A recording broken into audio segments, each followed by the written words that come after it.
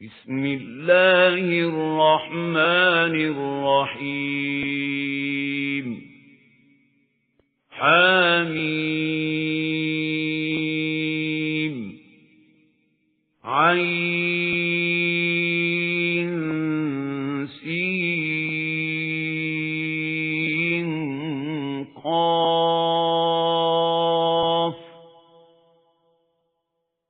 كذلك يوحي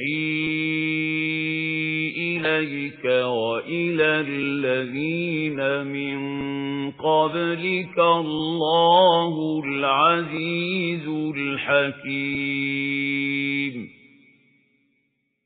له ما في السماوات وما في الأرض وهو العلي العظيم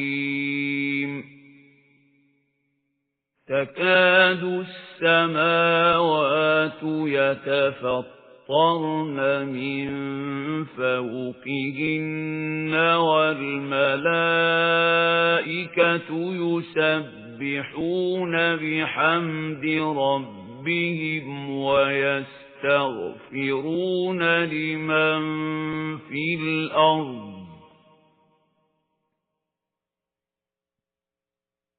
ألا إن الله هو الغفور الرحيم والذين اتخذوا من دونه أولياء الله حفيظ عليهم وما أنت عليهم بوكيل. அத்தியாயம் அஷூரா மக்காவில் அருளப்பட்டது. வசனங்கள் 53. அளவிலா கருணையும் இணையிலா கிருபையும் உடைய அல்லாஹுவின் திருப்பெயரால். ஹாமீம் ஐன் சீன் காஃப். வல்லமை மிக்கவனும் நுண்ணறிவாளனுமான அல்லாஹ் உமக்கும் உமக்கு முன் வாழ்ந்து சென்ற இறை தூதுவர்களுக்கும் இவ்வாறே வகி அறிவித்துக் கொண்டிருக்கின்றான். வானங்களிலும் பூமியிலும் உள்ளவை அனைத்தும் அவனுக்கே உரியவை. அவன் உயர்வுடையோனும் மகத்துவமிக்கவனும் ஆவான். மேலே இருந்து வானங்கள் வெடித்து விடலாம், ஆனால் வானவர்கள் தம் இறைவனை புகழ்ந்து துதித்துக் கொண்டிருப்பதுடன் பூமியில் வாழ்வோரின் பாவ மன்னிப்புக்காக வேண்டிக் கொண்டும் இருக்கிறார்கள். அறிந்து கொள்ளுங்கள், உண்மையில் அல்லாஹுவே பெரும் மன்னிப்பாளனாகவும் கிருபை மிக்கவனாகவும் இருக்கின்றான். எவர்கள் அவனை விடுத்து தமக்கு வேறு சில பாதுகாவலர்களை ஏற்படுத்திக் கொண்டுள்ளனரோ அவர்களை அல்லாஹுவே கண்காணித்துக் கொண்டிருக்கின்றான். நீர் அவர்களுக்கு பொறுப்பாளர் அல்லர். وَكَذَلِكَ أَوْحَيْنَا إِلَيْكَ قُرْآنًا عَرَبِيًّا لِتُنذِرَ أُمَّ الْقُرَى وَمَنْ حَوْلَهَا وَتُنذِرَ يَوْمَ الْجَمْعِ لَا رَيْبَ فِيهِ فَرِيقٌ فِي الْجَنَّةِ وَفَرِيقٌ فِي السَّعِيرِ. ஆம் நபியே, இவ்வாறே நாம் அரபி மொழியில் உள்ள இந்த குர்ஆனை உமக்கு வகி அறிவித்துள்ளோம். மக்காவாகிய நகரங்களின் தாயையும் அதனை சூழ இருப்பவர்களையும் நீர் எச்சரிக்கை செய்ய வேண்டும். மேலும் ஒன்று திரட்டப்படும் நாளினை பற்றி நீர் அச்சுறுத்தவும் வேண்டும் என்பதற்காக. அந்நாள் வருவதில் எவ்வித ஐயமும் இல்லை. ஒரு சாரார் சுவர்க்கத்திற்கு செல்ல இருக்கின்றார்கள், இன்னொரு சாரார் நரகத்திற்கு. وَلَوْ شَاءَ اللَّهُ لَجَعَلَهُمْ أُمَّةً وَاحِدَةً وَلَكِنْ يُدْخِلُ مَن يَشَاءُ فِي رَحْمَتِهِ وَالظَّالِمُونَ مَا لَهُم مِّن وَلِيٍّ وَلَا نَصِيرٍ أَمِ اتَّخَذُوا مِن دُونِهِ أَوْلِيَاءَ فَاللَّهُ هُوَ الْوَلِيُّ وَهُوَ يُحْيِي الْمَوْتَى وَهُوَ عَلَى كُلِّ شَيْءٍ قَدِيرٌ. அல்லாஹ் நாடியிருந்தால் அவர்கள் அனைவரையும் ஒரே சமுதாயமாக அமைத்திருப்பான். எனினும் அவன் நாடுகின்றவர்களை தன் கருணையில் நுழையச் செய்கிறான். மேலும் கொடுமைக்காரர்களுக்கு எந்த பாதுகாவலரும் உதவியாளரும் இலர். என்ன, இவர்கள் அவனை விடுத்து பிறரை தம் பாதுகாவலர்களாய் எடுத்துக் கொள்ளும் அளவுக்கு அறிவீனர்களாயிருக்கின்றார்களே. அல்லாஹுவே பாதுகாவலனாவான். அவனே இறந்தவர்களை உயிர்ப்பிக்கின்றான். மேலும் அவன் அனைத்தின் மீதும் ஆற்றல் கொண்டவனாவான். وَمَا اخْتَلَفْتُمْ فِيهِ مِنْ شَيْءٍ فَحُكْمُهُ إِلَى اللَّهِ ذَلِكُمُ اللَّهُ رَبِّي عَلَيْهِ توكلت وإليه أنيب فاطر السماوات والأرض جعل لكم من أنفسكم أزواجا ومن الأنعام أزواجا يذرأكم فيه ليس كمثله شيء وهو السميع البصير له مقاليد السماوات والأرض يبسط الرزق لمن يشاء ويقدر إنه بكل شيء عليم. உங்களுக்கிடையே எந்த விவகாரத்தில் கருத்து வேறுபாடு ஏற்பட்டாலும் அதில் தீர்ப்பு வழங்குவது அல்லாஹுவின் பணியாகும். அந்த அல்லாஹுதான் என் அதிபதி. அவனையே நான் முழுமையாக சார்ந்திருக்கின்றேன். மேலும் அவன் பக்கமே நான் திரும்புகின்றேன். அவன் வானங்களையும் பூமியையும் படைத்தவன். அவன்தான் உங்கள் இனத்திலிருந்தே உங்களுக்கு துணைகளை படைத்தான். மேலும் இதேபோல் கால்நடைகளிலும் அவற்றின் இனங்களிலிருந்தே இணைகளை படைத்தான். மேலும் இவ்விதமாக அவன் உங்கள் சந்ததிகளை பெருகச் செய்கிறான். உலகத்தின் எந்த பொருளும் அவனுக்கு ஒப்பானதா இல்லை. அவன் அனைத்தையும் செவியுறுபவனும் பார்ப்பவனும் ஆவான். வானங்களிலும் பூமியிலும் உள்ள கருவூலங்களின் திறவுகோல்கள் அவனிடமே உள்ளன. தான் நாடுகின்றவர்களுக்கு தாராளமாக வாழ்வாதாரம் வழங்குகின்றான். நாடுகின்றவர்களுக்கு குறைத்துக் கொடுக்கின்றான். சின்னமாக அவன் ஒவ்வொரு பொருளையும் நன்கறிபவன் ஆவான். شَرَعَ لَكُم مِّنَ الدِّينِ مَا وَصَّى بِهِ نُوحًا وَالَّذِي أَوْحَيْنَا إِلَيْكَ وَمَا وَصَّيْنَا بِهِ إِبْرَاهِيمَ وَمُوسَى وَعِيسَى أَنْ أَقِيمُوا الدِّينَ وَلَا تَتَفَرَّقُوا فِيهِ كَبُرَ عَلَى الْمُشْرِكِينَ مَا تَدْعُوهُمْ إِلَيْهِ الله يجتبي إليه من يشاء ويهدي إليه من ينيب.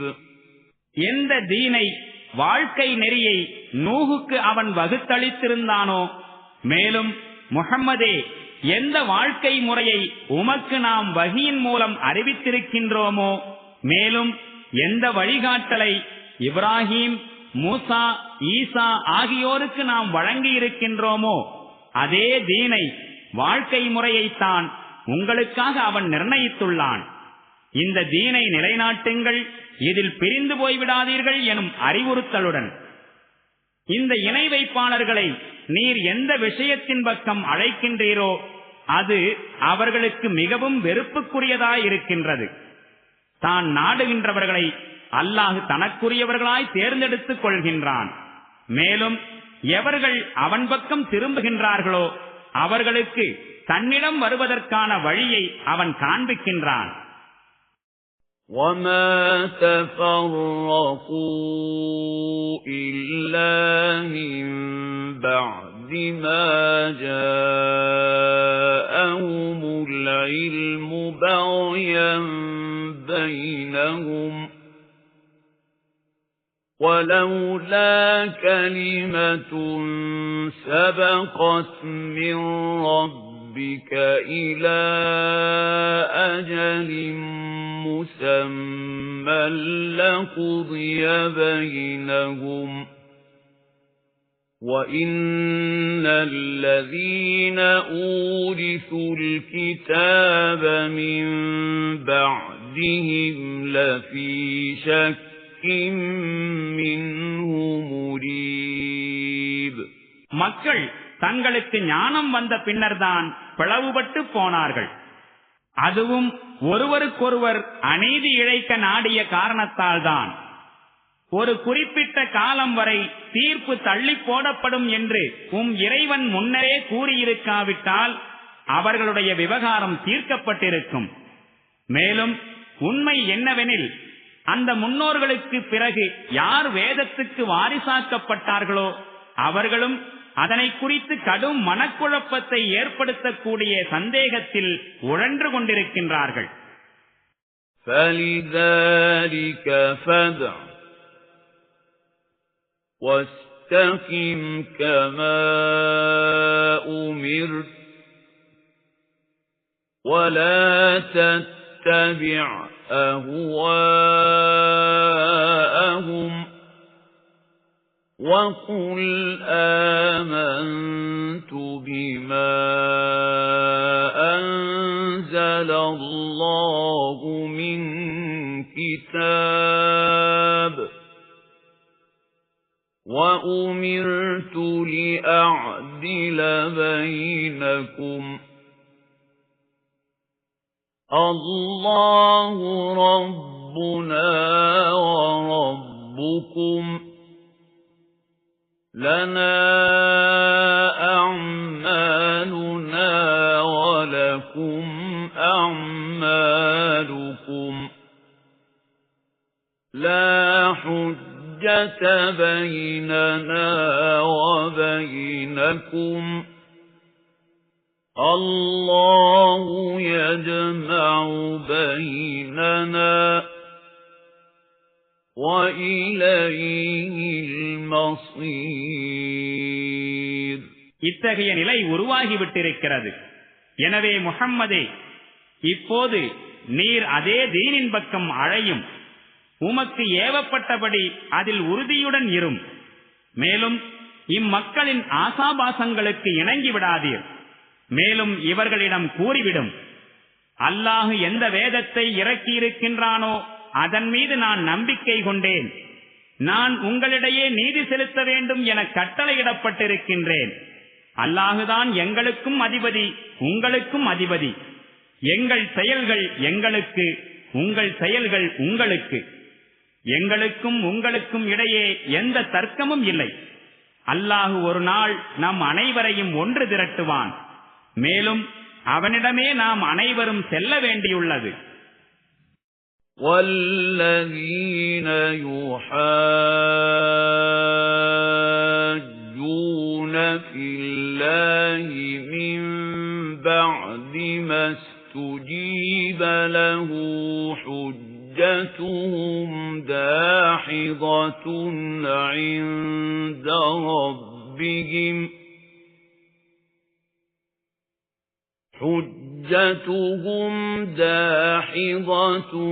عند ربهم وعليهم غضب ولهم عذاب شديد.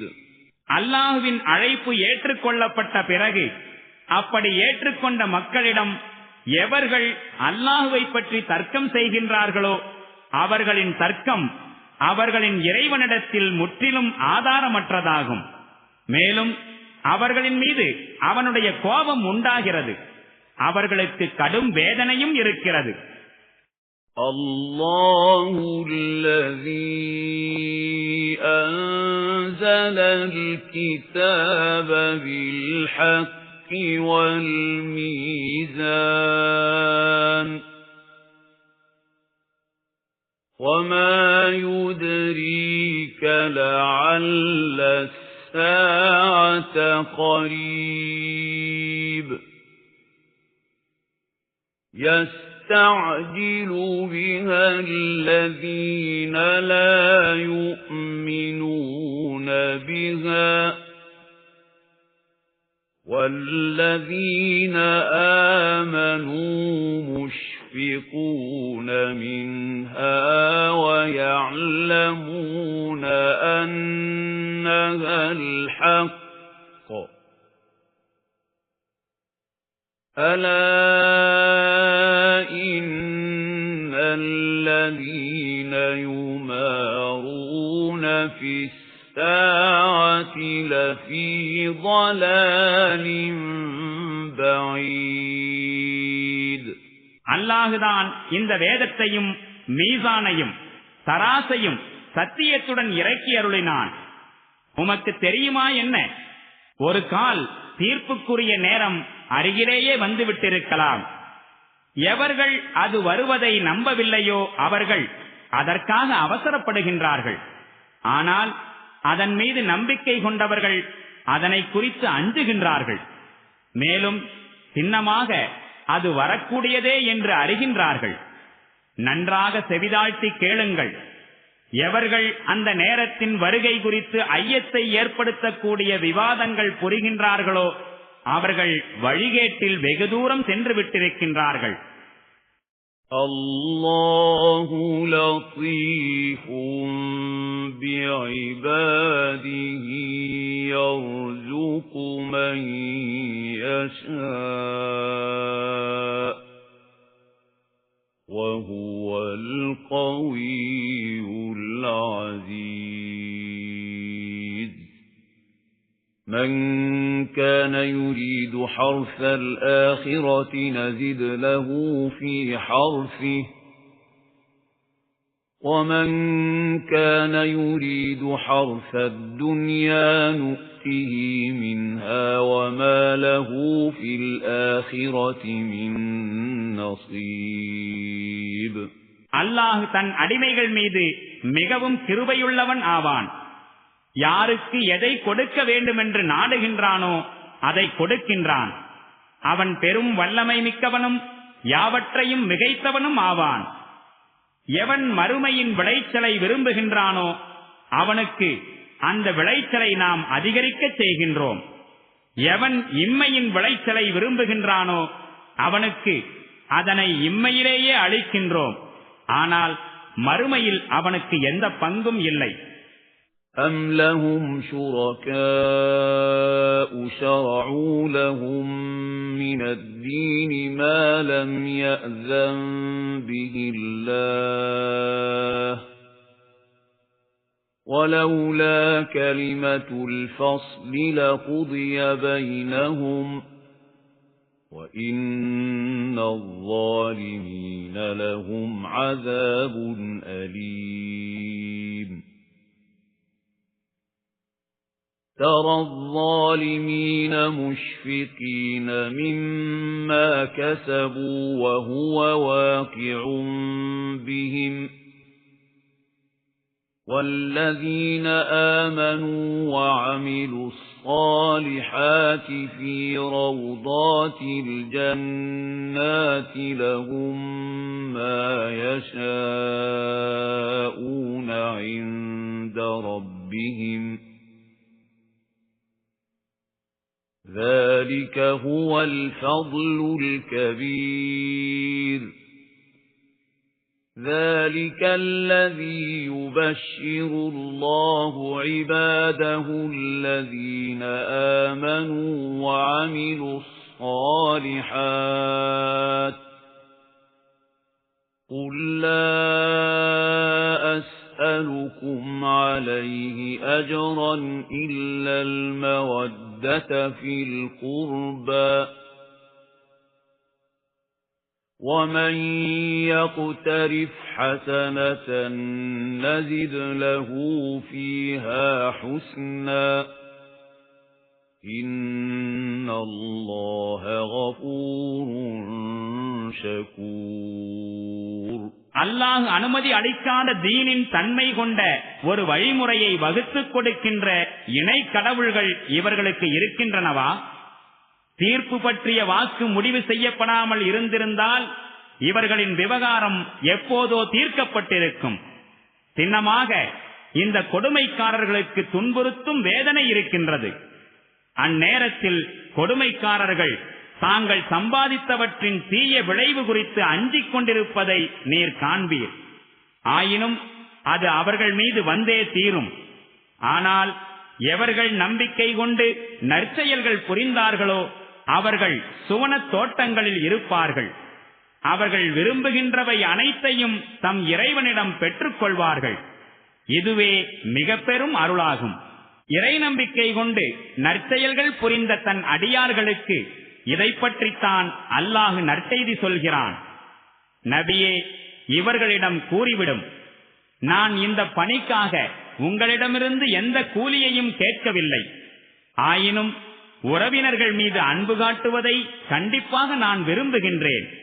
ஒருவர் ஏதேனும் நன்மை செய்வாராகில் நாம் அவருக்காக அந்நன்மையுடன் இன்னும் பல நன்மைகளை அதிகமாக்கிக் கொடுப்போம். சின்னமாக அல்லாஹ் மிகவும் பிழை பொறுப்பவனாகவும் மதிப்பவனாகவும் இருக்கின்றான். أَمْ يَقُولُونَ افْتَرَى عَلَى اللَّهِ كَذِبًا فَإِنْ يَشَأِ اللَّهُ يَخْتِمْ عَلَى قَلْبِكَ وَيَمْحُو اللَّهُ الْبَاطِلَ وَيُحِقُّ الْحَقَّ بِكَلِمَاتِهِ إِنَّهُ عَلِيمٌ بِذَاتِ الصُّدُورِ وَهُوَ الَّذِي يَقْبَلُ التَّوْبَةَ عَنْ عِبَادِهِ وَيَعْفُو عَنِ السَّيِّئَاتِ وَيَعْلَمُ مَا تَفْعَلُونَ وَيَسْتَجِيبُ الَّذِينَ آمَنُوا وَعَمِلُوا الصَّالِحَاتِ وَيَزِيدُهُم مِّن فَضْلِهِ وَالْكَافِرُونَ لَهُمْ عَذَابٌ شَدِيدٌ அல்லது இந்த மனிதர் அல்லாஹ்வின் மீது பொய் புனைந்துரைக்கிறார் என்று இவர்கள் கூறுகின்றார்களா? அல்லாஹ் நாடினால் உம்முடைய இதயத்தின் மீது முத்திரையிட்டிருப்பான். அவன் பொய்மையை அழித்து தன் வார்த்தைகளால் மெய்மையை நிலைநாட்டுபவனாயிருக்கின்றான். சின்னமாக உள்ளங்களில் மறைந்திருக்கும் ரகசியத்தை அவன் நன்கு அறிகின்றான். மேலும் அவனே தன் அடிமைகளின் பாவமன்னிப்பு கோரிக்கையை ஏற்றுக்கொள்கின்றான். மேலும் அவர்களின் குற்றங்களை பொறுத்தருளுகின்றான். இன்னும் உங்கள் செயல்கள் அனைத்தையும் அவன் நன்கு அறிகின்றான். இறை நம்பிக்கை கொண்டு நற்செயல்கள் புரிவோரின் இறைஞ்சுதலை அவன் ஏற்றுக்கொள்கின்றான். தனது அருளிலிருந்து அவர்களுக்கு இன்னும் அதிகம் வழங்குகின்றான். நிராகரிப்பவர்களுக்கோ கடும் தண்டனை அவர்களுக்கு இருக்கிறது. وَلَوْ بَسَطَ اللَّهُ الرِّزْقَ لِعِبَادِهِ لَبَغَوْا فِي الْأَرْضِ وَلَكِن يُنَزِّلُ بِقَدَرٍ مَّا يَشَاءُ إِنَّهُ بِعِبَادِهِ خَبِيرٌ بَصِيرٌ. அல்லாஹ் தன் அடிமைகள் அனைவருக்கும் தாராளமாக வாழ்வாதாரத்தை வழங்கியிருந்தால் அவர்கள் பூமியில் அராஜக புயலை பரவச் செய்திருப்பார்கள். ஆகவே அவன் ஒரு கணக்குப்படி தான் விரும்புகிற அளவில் இறக்கி வைக்கின்றான். சின்னமாக அவன் தன் அடிமைகள் பற்றி நன்கு புரிந்தவனாகவும் அவர்களை கவனிப்பவனாகவும் இருக்கின்றான். وَهُوَ الَّذِي يُنَزِّلُ الْغَيْثَ مِن بَعْدِ مَا قَنَطُوا وَيَنشُرُ رَحْمَتَهُ وَهُوَ الْوَلِيُّ الْحَمِيدُ. وَمِنْ آيَاتِهِ خَلْقُ السَّمَاوَاتِ وَالْأَرْضِ وَمَا بَثَّ فِيهِمَا مِنْ دَابَّةٍ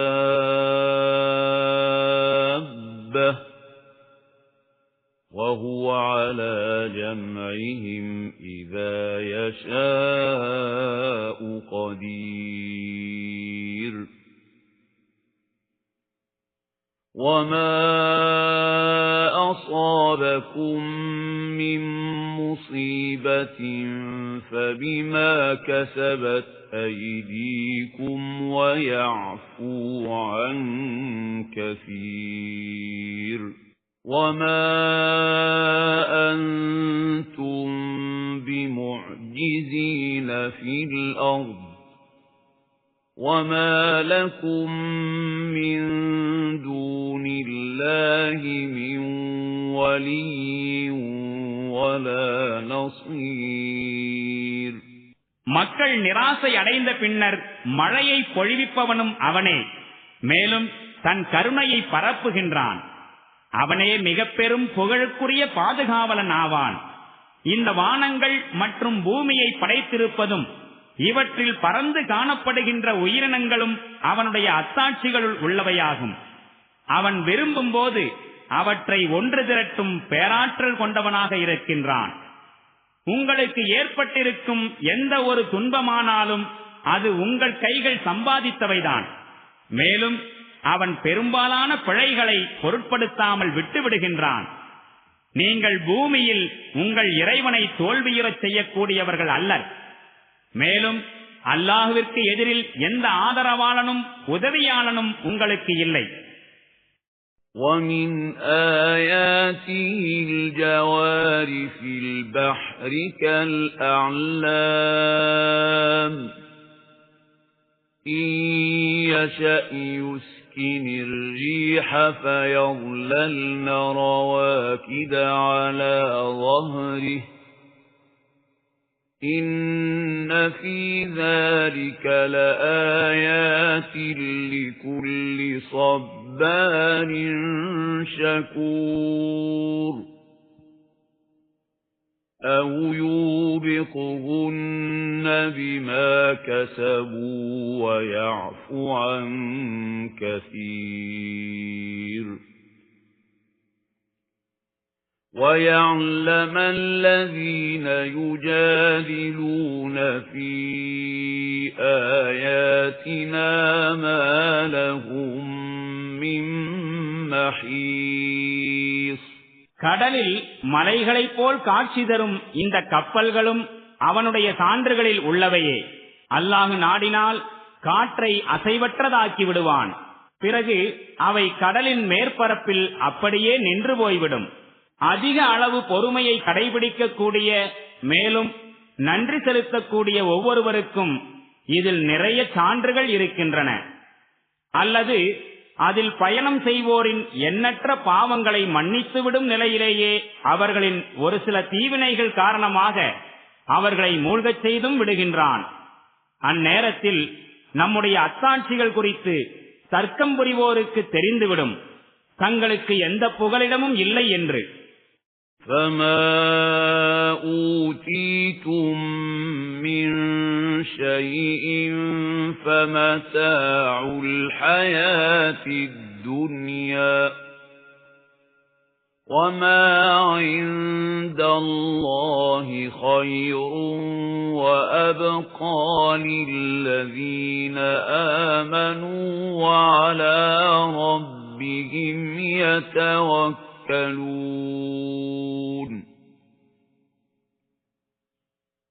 وَالَّذِينَ يَجْتَنِبُونَ كَبَائِرَ الْإِثْمِ وَالْفَوَاحِشَ وَإِذَا مَا غَضِبُوا هُمْ يَغْفِرُونَ. وَالَّذِينَ اسْتَجَابُوا لِرَبِّهِمْ وَأَقَامُوا الصَّلَاةَ وَأَمْرُهُمْ شُورَى بَيْنَهُمْ وَمِمَّا رَزَقْنَاهُمْ يُنْفِقُونَ. وَالَّذِينَ إِذَا أَصَابَهُمُ الْبَغْيُ هُمْ يَنْتَصِرُونَ. உங்களுக்கு கொடுக்கப்பட்டிருப்பதெல்லாம் இந்த உலகின் சில நாள் வாழ்க்கைக்குரிய சாதனங்கள் தாம். ஆனால் அல்லாஹ்விடம் இருப்பதோ சிறந்ததும் நிலையானதுமாகும். அது நம்பிக்கை கொண்டவர்களாயும் தங்கள் இறைவனை முழுவதும் சார்ந்தவர்களாயும் யார் இருக்கின்றார்களோ அவர்களுக்குரியதாகும். மேலும் அவர்கள் பெரும் பாவங்களையும் மானக்கேடான செயல்களையும் தவிர்த்துக் கொள்கின்றார்கள். கோபம் வந்துவிட்டால் பொறுத்துக் கொள்கின்றார்கள். மேலும் அவர்கள் தங்கள் இறைவனின் கட்டளையை ஏற்றுக்கொள்கின்றார்கள். தொழுகையை நிலைநாட்டுகின்றார்கள். மேலும் அவர்கள் தங்களின் காரியங்களை பரஸ்பரம் ஆலோசனை செய்து நடத்துகின்றார்கள். மேலும் நாம் அவர்களுக்கு வழங்கியவற்றிலிருந்து செலவு செய்கிறார்கள். மேலும் அவர்கள் தங்கள் மீது அநீதி இழைக்கப்படும் போது அதை எதிர்த்து போராடுகின்றார்கள்.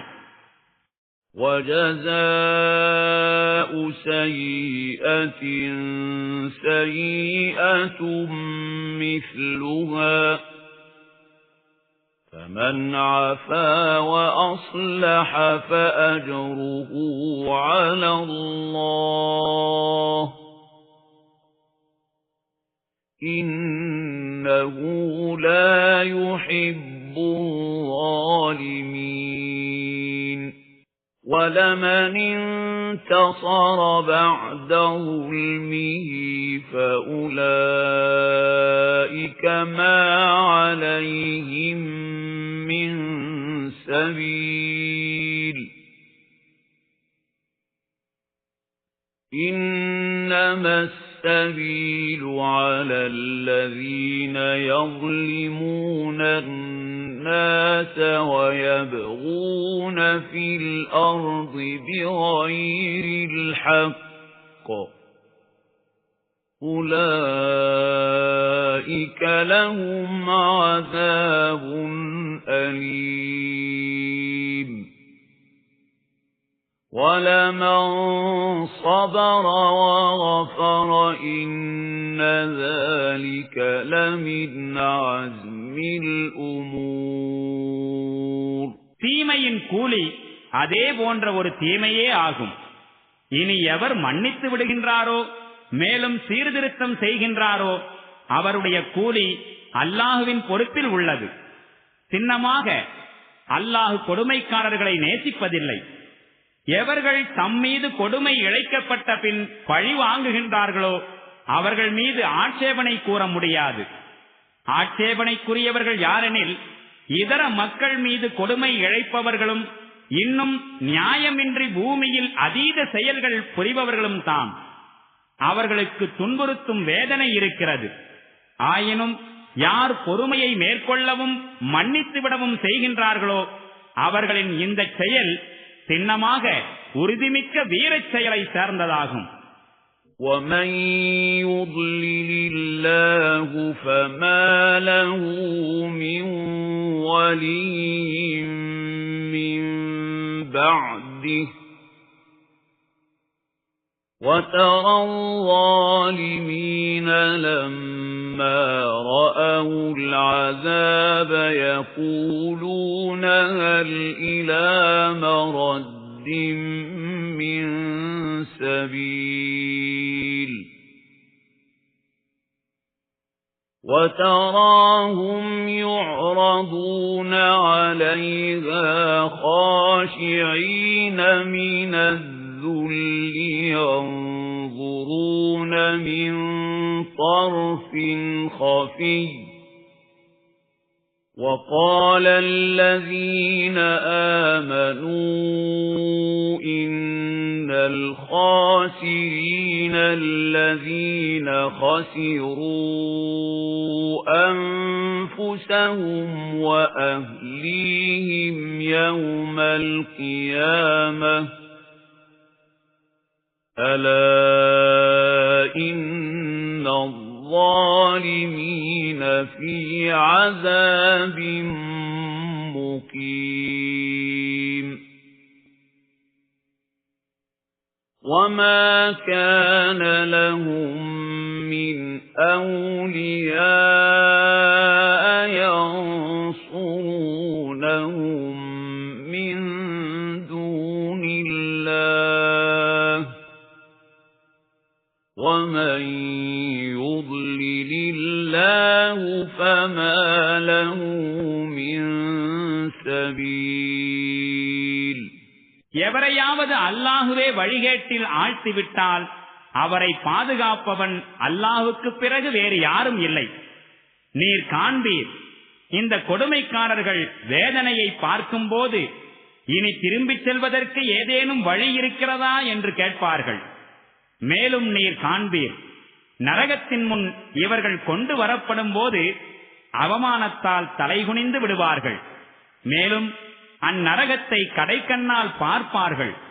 அந்நேரத்தில் எவர்கள் இறை நம்பிக்கை கொண்டிருந்தார்களோ அவர்கள் கூறுவார்கள், மறுமை நாளாகிய இன்று தம்மையும் தம்மை சார்ந்தவர்களையும் நஷ்டத்தில் ஆழ்த்திக் கொண்டவர்கள் யாரோ அவர்கள்தாம் உண்மையில் இழப்புக்குரியவர்கள். எச்சரிக்கையாயிருங்கள், கொடுமைக்காரர்கள் நிரந்தரமான தண்டனையில் வீழ்வார்கள். மேலும் அல்லாஹ்வுக்கு எதிராக அவர்களுக்கு உதவுகிற எந்த ஓர் ஆதரவாளரும் அவர்களுக்கு இருக்க மாட்டார்கள். எவரையாவது அல்லாஹ் வழிகேட்டில் ஆழ்த்திவிட்டால் பிறகு அவனை காப்பாற்றுவதற்கு எந்த வழியும் இல்லை.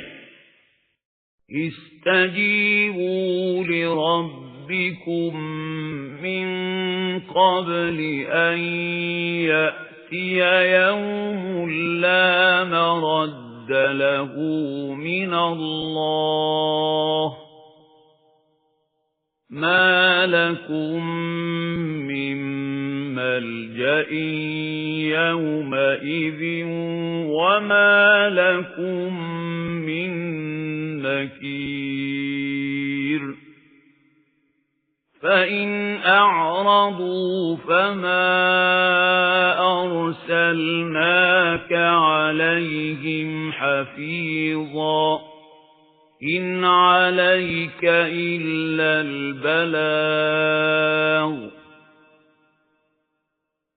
وإنا إذا أذقنا الإنسان منا رحمة فرح بها وإن تصبهم سيئة بما قدمت أيديهم فإن الإنسان كفور. அந்த ஒரு நாள் வருவதற்கு முன்பு உங்கள் இறைவனின் அறிவுரைகளை ஏற்றுக்கொள்ளுங்கள். அந்நாளை தடுத்து நிறுத்துவதற்கான எந்த முகாந்திரமும் அல்லாஹ்வின் சார்பிலிருந்து இல்லை. அந்நாளில் உங்களுக்கு எந்த புகலிடமும் இருக்காது. உங்கள் நிலைமையை மாற்ற முயல்வோர் எவரும் உங்களுக்கு இருக்க மாட்டார். இனியும் இந்த மக்கள் புறக்கணிக்கின்றார்களெனில், நபியே, இவர்களை பாதுகாப்பவராய் உம்மை நாம் அனுப்பி வைக்கவில்லை. தூது செய்தியை சேர்ப்பிப்பது மட்டுமே உமது பொறுப்பு. மனிதனின் நிலை எவ்வாறு உள்ளதெனில், அவனுக்கு நாம் நம்முடைய அருட்பேற்றை சுவைக்கச் செய்தால் அதன் பேரில் அவன் பூரிப்படைகின்றான். மேலும் அவனுடைய கைகள் செய்த தீவினையின் காரணத்தினால் ஏதேனும் துன்பம் அவனை தொட்டுவிட்டால் அவன் மிகவும் நன்றி கெட்டவனாகி விடுகின்றான். لله ملك السماوات والأرض يخلق ما يشاء يهب لمن يشاء إناثا ويهب لمن يشاء الذكور أو يزوجهم ذكرانا وإناثا ويجعل من يشاء عقيما إنه عليم قدير. அல்லாஹ் பூமி மற்றும் வானங்களுடைய ஆட்சியின் உரிமையாளனாவான். தான் நாடுகின்றவற்றை படைக்கின்றான். தான் நாடுவோருக்கு பெண் மக்களை வழங்குகின்றான். தான் நாடுவோருக்கு ஆண் மக்களை வழங்குகின்றான். தான் நாடுவோருக்கு ஆண் மக்களையும் பெண் மக்களையும் சேர்த்து வழங்குகின்றான். மேலும் தான் நாடுவோரை மலடுகளாகவும் ஆக்குகின்றான். சின்னமாக அவன் அனைத்தையும் அறிந்தவனும் யாவற்றின் மீதும் பேராற்றல் கொண்டவனும் ஆவான். وَمَا كَانَ لِبَشَرٍ أَن يُكَلِّمَهُ اللَّهُ إِلَّا وَحْيًا أَوْ مِنْ وَرَاءِ حِجَابٍ أَوْ يُرْسِلَ رَسُولًا فَيُوحِيَ بِإِذْنِهِ مَا يَشَاءُ إِنَّهُ عَلِيٌّ حَكِيمٌ. وَكَذَلِكَ أَوْحَيْنَا إِلَيْكَ رُوحًا مِنْ أَمْرِنَا مَا كُنْتَ تَدْرِي مَا الْكِتَابُ وَلَا الْإِيمَانُ وَلَكِنْ جَعَلْنَاهُ نُورًا نَهْدِي بِهِ مَن نَّشَاءُ مِنْ عِبَادِنَا وَإِنَّكَ لَتَهْدِي إِلَى صِرَاطٍ مُسْتَقِيمٍ صِرَاطِ اللَّهِ الَّذِي لَهُ مَا فِي السَّمَاوَاتِ وَمَا فِي الْأَرْضِ أَلَا إِلَى اللَّهِ تَصِيرُ الْأُمُورُ. எந்த மனிதருடனும் அல்லாஹ் நேருக்கு நேர் பேசுவது இல்லை. ஆயினும் வஹீயின் செய்கினையின் மூலமோ திரைக்கு அப்பாலிருந்தோ ஒரு தூதரை வானவரை அனுப்பி வைத்தோ அல்லாமல் நேரடியாக பேசுவதில்லை. அவர் அவனுடைய அனுமதி கொண்டு அவன் நாடுவதை அறிவித்து விடுகிறார். சின்னமாக அவன் உயர்வு மிக்கவனும் நுண்ணறிவாளனுமாவான். மேலும் இவ்வாறே நபியே, நம் கட்டளையின் வாயிலாக ஒரு ரூஹை உமக்கு வஹி அறிவித்தோம். வேதம் என்பதென்ன, ஈமான் இறை நம்பிக்கை என்றால் என்ன என்பதெல்லாம் உமக்கு தெரியாதிருந்தது. ஆனால் அந்த ரூஹை நாம் ஒளியாக ஆக்கினோம். நம் அடியார்களில் நாம் நாடுவோருக்கு அதன் மூலம் வழிகாட்டுகிறோம். சின்னமாக நீர் நேரிய வழியை காட்டிக் கொண்டிருக்கின்றீர். வானங்கள் பூமி ஆகியவற்றிலுள்ள ஒவ்வொரு பொருளுக்கும் உரிமையாளனாகிய அல்லாஹுவின் வழியை தெரிந்து கொள்ளுங்கள். எல்லா விவகாரங்களும் அல்லாஹுவிடமே திரும்புகின்றன.